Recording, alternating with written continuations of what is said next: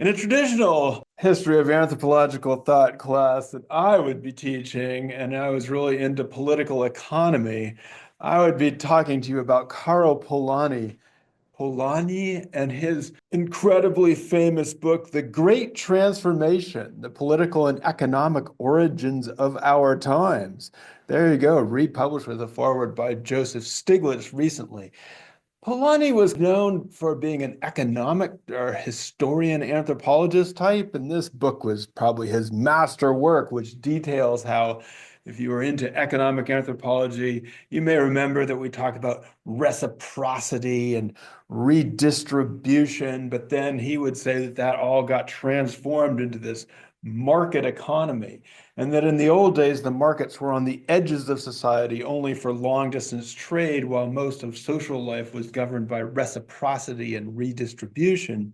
But now the market economy has taken over. So in some ways, this would be probably about those kinds of great transformations that we talked about in the last class as we went from light by combustion to electric light and ocean ships and all those things. So this Polanyi is more famous in anthropology than Michael Polanyi, who is the person that Ingold talks about the most.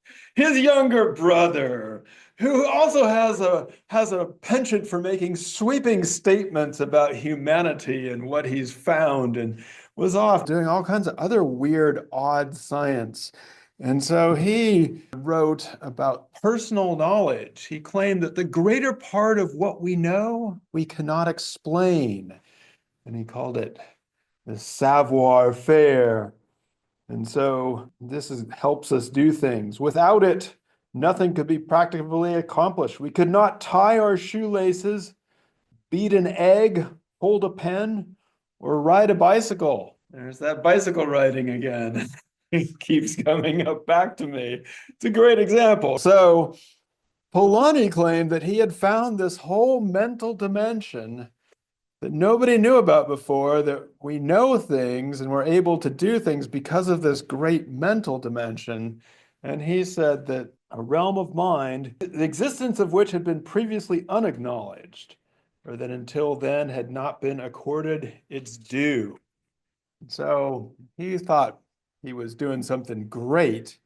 But then what would happen is strange in the history of anthropology is that there's this other strand that was coming up, which was based on the work of Marcel Mauss, who is also a super famous anthropologist back in the day. But he wrote an essay, an influential essay in 1934.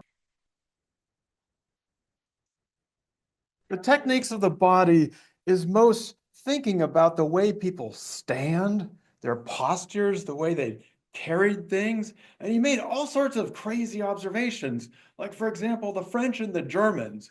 They're right next to each other, France and Germany, and yet they march differently. They move their bodies differently. And his whole point was something so simple as the way we move and hold our bodies is actually something we learn. We learn it culturally. So actually, yeah, we're not thinking about it. Fish is probably not thinking how to swim either, but has learned this. We learn how to stand and how to march and how to hold a fork and all these things, how to do these things. And he called these techniques of the body. And I love how Ingold describes Mauss. He says it was sketchy at best and was soon forgotten by the anthropology of the time. So basically, he comes up with this whole idea, and it's really interesting.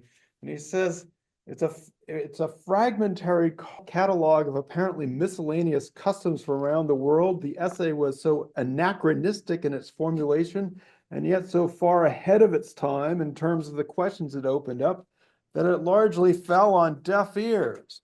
Basically, he's saying that Mauss was like bringing all these things together, but it was just like a mishmash of customs from around the world. So that made it anachronistic. It didn't seem to have any theory behind it, but it was also ahead of its time that people couldn't understand it. And later on, people would be like, oh. And so it got forgotten. In fact, it got so forgotten that when I Googled it, I came up. I know. I know, I can't believe it. This was 2021. In the fall of 2021, we were sitting there up in that building. Was the Brazil with the windows open. And me mouse up, and there was like the windows open, there were no screens, and everything was blowing around. One time a bee came into the classroom. This bee is buzzing around, winds blowing in. It was wonderful and terrible. He was trapped there. It was his first semester, and somehow he got put into that class. And here we were talking about techniques of the body, but yeah, everybody forgot about it. There it was, me. What am I doing talking about that? But in fact, as Ingold says, Mauss used the word habitus to describe techniques of the body. But habitus is not a word that we usually associate with Mauss. We usually associate it with our good old buddy Pierre Bourdieu. And in fact, it was 40 years later that Bourdieu used the term habitus. He took it from Mauss, but as Ingold says, he didn't really let on, or what did he say? He reintroduced it. Few recalled that he was following the precedent set by Mauss, nor did Bourdieu go out of his way to acknowledge the fact. Which basically means he's like, oh, you don't remember this? Good. I'll introduce it to you instead. And back in 2021, we talked, and then this very next slide about the habitus, history turned into nature, i.e., denied as such. Bourdieu. In some ways, it's hard to tell sometimes if Bourdieu was simply describing something that we might call culture. History turned into nature, right? The things that we do turned into nature, i.e., denied as such, or as the durably installed generative principle of regulated improvisations. I know, that's a weird thing to say. In fact, back in 2021, that really caught my eye, but I can't understand what the word meant. I said, habitus. Good. As we discussed in class, it's sometimes been difficult to figure out what the heck Bourdieu was talking about. Although in today's world, there are people on YouTube who will explain habitus, and I linked to a whole habitus video where they also do Bourdieu. Bourdieu was one of those guys who could flit around. He's sometimes seen as very useful, and he gets used a lot in anthropology, and a lot in sociology, and a lot in education as well, in addition to other fields. The cultural capital and how it's passed on from generation to generation, how it gets, or economic capital gets converted into cultural capital. I know you're looking at it. The Bourdieu's ideas of cultural capital are actually also influential. So at the time in the 1970s, when he was writing and then getting probably badly translated into English from French, the durably installed generative principle of regulated improvisations is a way to try and get beyond what this impasse between the structure of society and the way in which people move in it. So how do you account for the fact that we do whatever we want?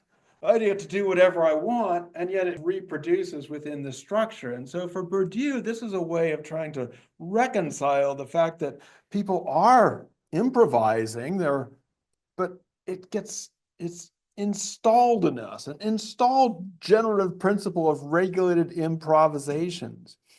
I've also used, in the cultural anthropology class, I also give you this big long quote from Bourdieu, because one got mad at me for saying that culture of poverty, that working class people do have a culture, etc.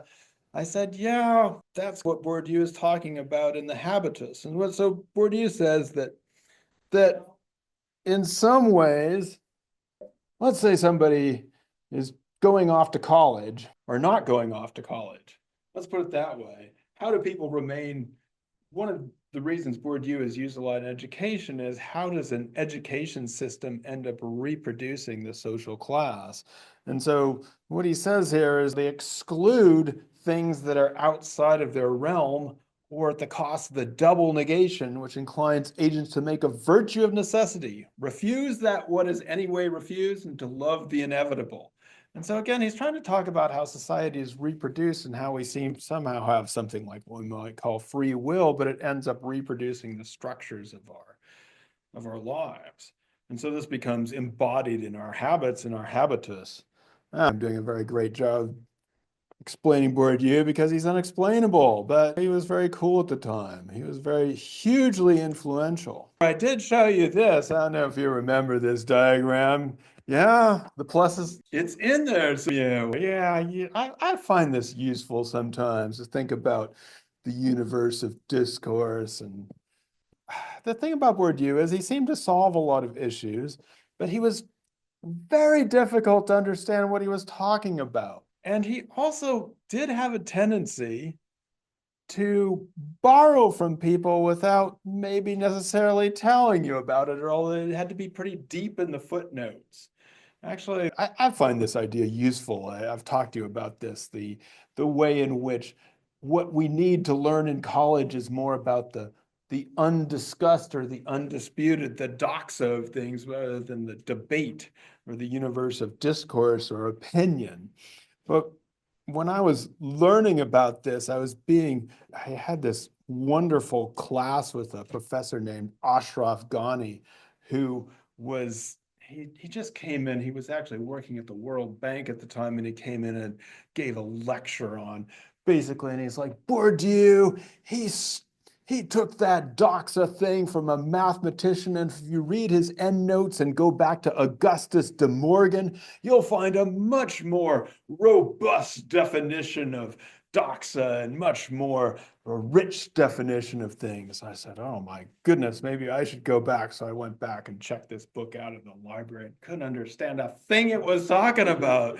It's like, what? Oh man. But it is true that you had to read into the endnotes of Bourdieu to figure out his sources and what he didn't always reveal what he was doing. Anybody remember Ashraf Ghani? No. Should you? Does this ring a bell? No. Ashraf Ghani was an anthropologist, but he also became the ill-fated president of Afghanistan from 2014 to 2021. And so if you remember that one of the reasons Biden gets beat up on, probably justifiably, was the disastrous withdrawal from Afghanistan, in which Ashraf Ghani promised that the Taliban were not going to take over, when in fact they did take over, and he is now, I think, fled to the United Arab Emirates because he didn't want to get killed. Oh, there it is. But really interesting guy. One of the only anthropologists to become the president of our country, I have to say. Yeah. And just tell. Yeah, he didn't look like that in the class. So this all brings us back, or at least in Ingold's mind, to Michael Polanyi and his work on what he called this dimension of knowledge, which for Polanyi was a mental dimension of knowledge. But what Ingold says is the problem is that we look back at Polanyi through Bourdieuvian spectacles. I'm not sure what the V is doing in there, but Ingold thinks he needs it. So basically the idea is we read, because Bourdieu was so influential, and yes, I know that we don't read him that much these days, but he was so influential that now we look back on things, look back on what Polanyi was saying, we put Bourdieu in it. And so for a lot of theorists, the tacit and embodied have come to mean the same thing.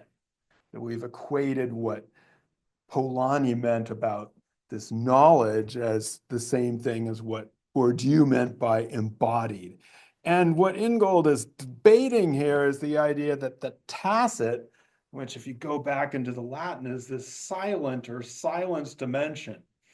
And then he goes into a whole bunch of philosophy and Wittgenstein and stuff that I cannot understand.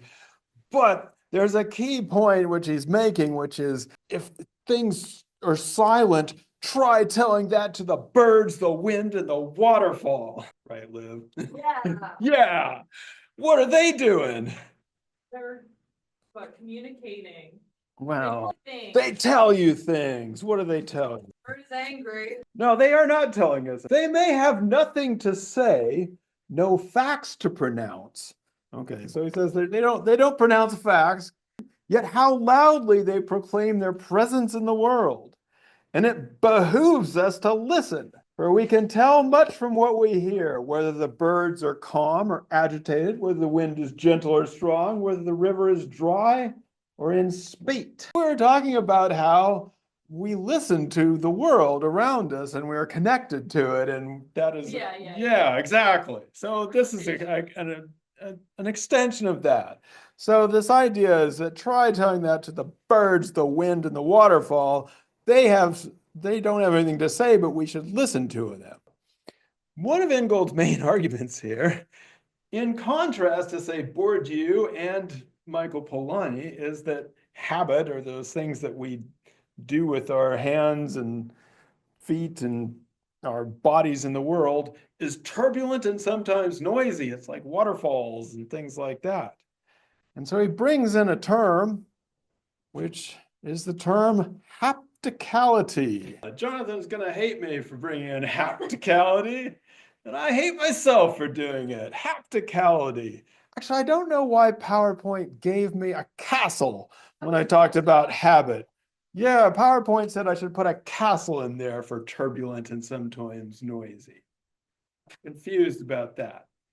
And Ingold says he borrows the term hapticality from the educational theorist Stefano Harney and literary scholar Fred Moten, which then made me even angrier. Because I'm like, I don't want to borrow something from an educational theorist and a literary scholar. Those guys sound too high and mighty. And look, PowerPoint gave me like a diploma to represent them. That I can understand. If I'm going to talk about an educational theorist and a literary scholar, then I can understand that. But then he explains it, or they explain it. I liked it a lot better when they said it's a feel for feeling others, feeling you. And PowerPoint gave me that thing, which I don't even know what that means, but it made me like it even more. Oh, that's feeling? A feel for feeling others, feeling you. Now, I don't know. Ingold says that is what hapticality is, borrowed from these guys. Then I started to get interested in this. Who are these guys? Stefano Harney and Fred Moten. So I looked into the bibliography, and I found that it came from this book called The Undercommons, Fugitive Planning and Black Study. I know. Doesn't sound like something that Ingold would usually cite. Really citing Polanyi and Bourdieu and his other weirdos. Look at that. There they are. There's Fred Moten. You can find him at NYU still teaching. He's the person on your left. He's your literary scholar. And then Stefano Harney, who is an interesting person. Good teacher. You gotta love this guy, man. It's like he's an educational theorist, and everybody gets in it. As it should be. As it should be. In part. There may have been other reasons. I don't know. He may have edited his own Wikipedia entry for all I know. I don't know. It says in part. There are reasons. Anyway, the point is hapticality. I spent a lot of time looking for a scene, or there are several great scenes in The Wire where the characters use a phrase which has its origins mainly in Black English or African American vernacular. Yeah, do you know this phrase? They do say it a lot. They do say it a lot. Are you with me? I like that better. Are you with me? Yeah. Because do you understand puts it back into the cognitive realm. That's the whole point of hapticality. Hapticality, feeling others, feeling you. So that led me to think about the whole experience of teaching and learning, right? Going through life, trying to convey these ideas, going along, and you're trying to get a feel for others, and with your words, actually, that's what Ingold is saying here. He talks about the birds and the waterfalls, but he says the voice is the means we human beings have both of making our presence felt and of feeling the presence of others. Actually, I better go back to that. That's basically an Ingoldian phrase too. The voice is the means we human beings have both of making our presence felt and of feeling the presence of others. It is for us a medium of hapticality. And I thought, oh, wow, that's me. I'm a wayfaring storyteller. I'm doing this teaching and learning thing. I'm feeling my way forward into the world. Anticipation rather than prediction, and a circuit of attention and response. All of a sudden, we might be talking about the fast swimming tuna. We're wayfaring in this class. We're going along. I don't know where this path is going. It's a path to follow, wherever it leads. Sure, yeah. Sure, yeah. Yeah, sure. Yeah, exactly. Then I came down to life. I'm like, no, wait a second. I'm an accountant. That's what he says here. This is on page 233. To tell, of course, can mean many things. It means reckoning or counting. In the past, a teller would be the one who would keep a tally and whose place even to this day would be at the counter or the till. The person at the front of the bank, the accountant. And so I thought, oh man, I'm not a wayfaring storyteller. I'm just an accountant. I'm counting things. I provide specification. I do grading. That's what I do. Grades, and they're not all A's. They're not all A's. Every time there's a grade, it's not all A's. So that's me. I don't know. I know. Okay. It's okay. I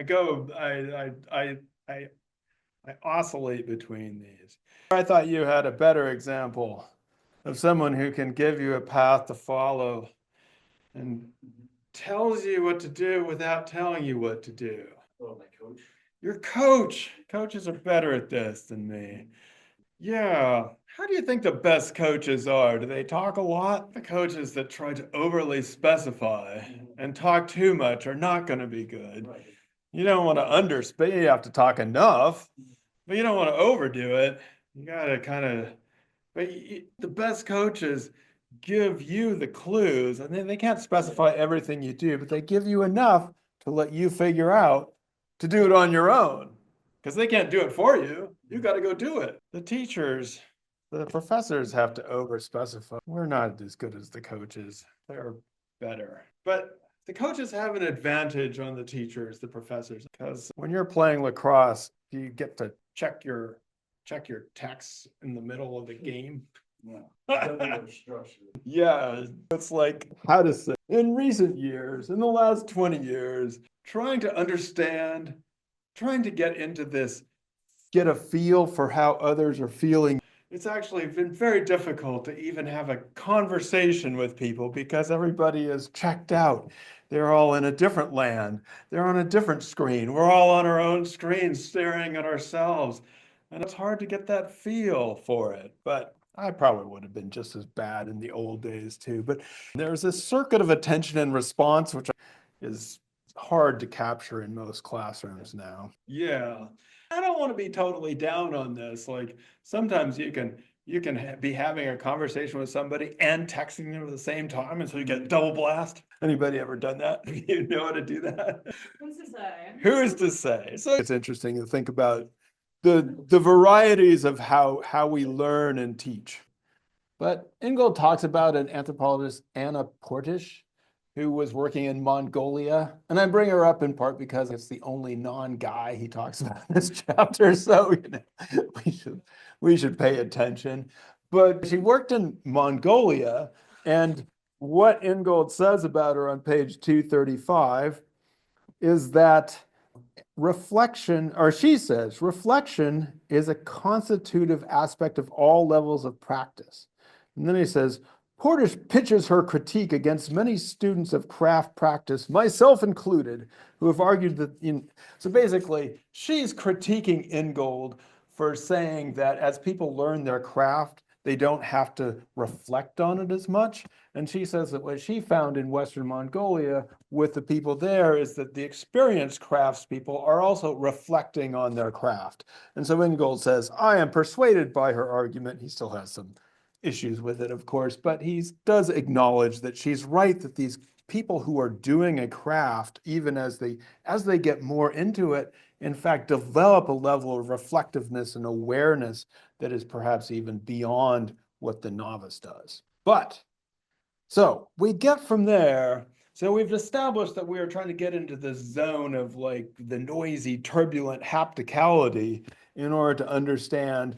And then what Ingold is trying to do is get us back into get back the idea of the good habit rather than the bad habit.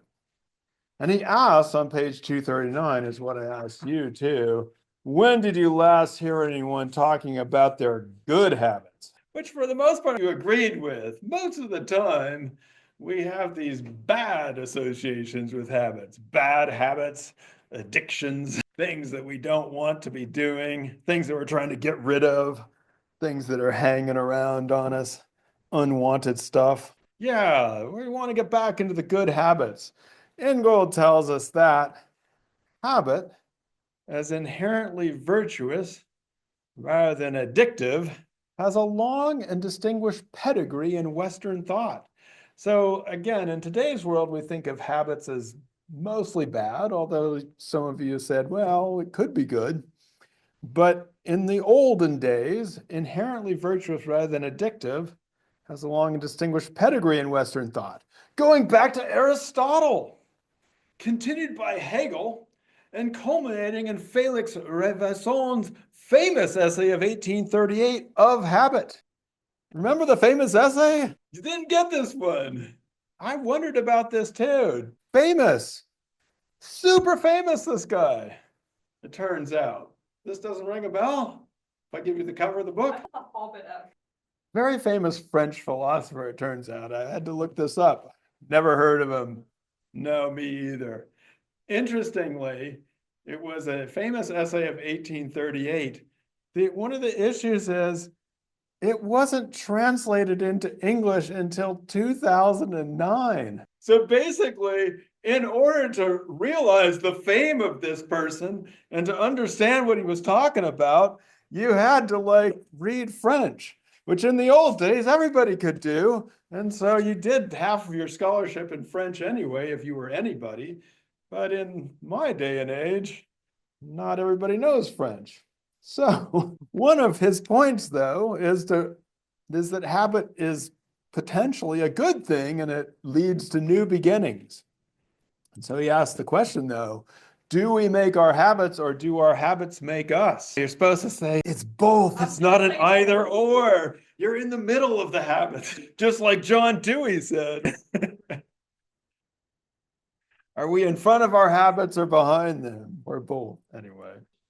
So you had to relearn a good habit in order not to get beamed by a baseball. Ingold, of course, is with John Dewey saying that we are, yeah, it's both of these things and you just have to put it to good use. I will say here that actually this is what the psychologists or the relationship advisors say to do. It just reminded me of this very famous popular essay, one of the most emailed New York Times essays ever by an animal trainer. And Genius. I know, it was like, and so she was trying to figure out her husband would be like losing his keys and going crazy, and it drove her crazy. And so how do you do it? And she figured out, because she trained dolphins or something, how to deal with this. Basically, what I got out of it, which I will impart to you this wisdom, it's not just about relationships. It is almost impossible to unlearn a bad habit. What you can do is replace a bad habit with a good habit. You can replace things. It's hard to get rid of something. You try and do a better habit. And that applies to relationships as well. By the way, in relationships, if you think you're going to be able to change somebody, do not. You might, but don't count on it. Don't. In fact, actually, that's one of her points. She won't change. It doesn't change, but how you react to them can change. And so she was saying that, like, it's like training dolphins. If a dolphin does something bad, you give no reaction, no positive feedback, no negative feedback. And so when her husband's storming around looking for his keys, this gives no reaction. Stands there, and then he finds them and he says, okay, I found him. You're encouraging a good habit, which is the person doing themselves and going off and trying to find the keys or yelling at him for not finding the keys. But don't think you can change the guy. Yeah. You can probably never change anybody. That's mine. But if you want to change yourself, develop good habits. So what is the problem with words, and what has happened to these wonderful good habits that we should have, and these good words and this way of moving in the world? What has gone wrong with that? What's been going wrong here? There's a big word called suffocation. Who's been suffocating these good things that we should know about? Yeah, Ingold complains that these words and habits are suffering from the suffocation at the hands of social theory. Now, it also claims that Ingold is doing the same thing, which may be true, but he has to rescue this stuff from the hands of social theory in order to give us it back. I don't know if that's true or not, but that's what I'm going to claim. But it is true that, yes, we've been suffocated at the hands of social theory. And so what he wants to do is to take both words and habits, ways of speaking and ways of telling, into hapticality. And remember, don't get upset by hapticality. It is multiple syllables, but it's the feel for feeling others, feeling you. And so we can do that. Remember, this section is about the world that we want to live and we want to be in, and our habits and words of doing it is developing this feel for feeling others, feeling you. Actually, the good part of what this is what do we need to do here? Instead of reading all this social theory, what should we be doing instead? Lost me. Touching grass. Touching grass. Close. Very close to touching grass. But it's even more fundamental than touching grass. Something that we should be doing, that we're all doing, except we're just not thinking about it. No, silly. Where do you get inspiration from? What literally is inspiration? Think about the word here. Don't get suffocated. Breathing in. He wants us to breathe. No, I'm seriously. Breathing in and breathing out is the inspiration for how we do this. He says so. Am I making this up? Yeah, at that point. We think even as we breathe. The pause on the in-breath is itself a pause for thought. Where to think is to feel, to pay attention to things, to gather the forces and energies of one's surroundings, to recollect and prepare. It is quite literally to draw inspiration. Yeah. The problem is breathing in has been devalued in our language. He also says this, let's see, the voice is carried only on the out-breath. In a society such as our own, in which fluent, articulate speech is viewed as the supreme index of intelligence, the out-breath tends to be relatively prolonged and the in-breath foreshortened so as to reduce pauses to a minimum and not to interrupt the flow. And so he says that in our society, we are trained to be out-breath people and not to breathe in and think about things. We should be breathing in and thinking about things too. Of course, the pauses are there, but we are trained to conceal them, lest we should appear lazy, hesitant, or indecisive. Has anybody appeared lazy, hesitant, or indecisive because you were pausing too much? You just need a second. Let me think about this. He says there is nothing universal, however, about this effort to conceal the pause. So he says, and then I was like, there isn't? So then I looked up the footnote here, the end note. Where was it? Got to go all the way back there. Yeah, that's where Karl Polanyi comes in. The first end note. He says Bourdieu, we don't know if Bourdieu read Michael Polanyi. It seems like he borrowed something from it, but he does reference Karl Polanyi anyway. In footnote number 9, the last footnote, in Finnish, a language notorious for its long and elaborate words and phrases, it is customary to draw audible breath before launching into speech. So in Finland, you draw audible breath before you launch into speech. Oh yeah, well, wait a second. I asked the internet. It turns out Finnish is it's an outlier language. Yes. Yes.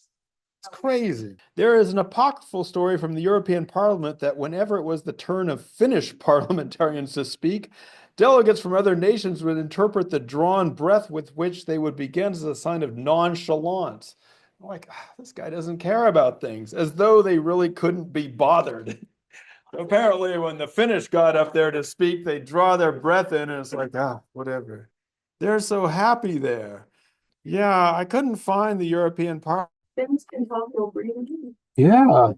The Finns can actually talk while breathing. It's shocking and disturbing at the same time. When they do that, it's usually when they're doing like a positive environment. So Yeah, I would recommend doing your own searches. I found another person who actually is Finnish and she was doing that. And she was like, it doesn't mean anything. We're not scared. We're not frightened. We just do that. But anyway, I couldn't find anything better than that. So breathe in, breathe out. That's all I got.